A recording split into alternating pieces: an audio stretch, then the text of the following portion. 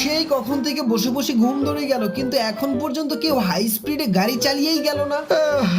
আর কত মিটারের দিকে তাকিয়ে থাকবো, সবাই তো 100 স্পিডের মধ্যেই গাড়ি চালাচ্ছে। আরে না, একটা গাড়ি তো মনে হয় ভালো স্পিডে যাইতেছে। আরে 121 স্পিড পাইছি, আজকে ধরে খাইছি। এই পিপিপ, আরে এই গাড়িগুলো সাইড দেয় না কেন? তাড়াতাড়ি আমাকে যেতে হবে। আরে শালা, এই সেলের দেখি প্রচুর তারা, কই যাবি? দাঁড়া, তোর জানটা টুকুস করে বের করে নিব এক্ষুনি। এই তো রাস্তার ভিতরে বড় একটা পাথর রেখে দিলাম, এইটার সঙ্গে অ্যাক্সিডেন্ট করবি আর তোর জান নিয়ে আমি চলে যাব চাঁদের দেশে। হ্যালো দাদা, কি খবর? আরে ও তো আমারে দেখতেই পাবে না, আমার তো মনেই নাই।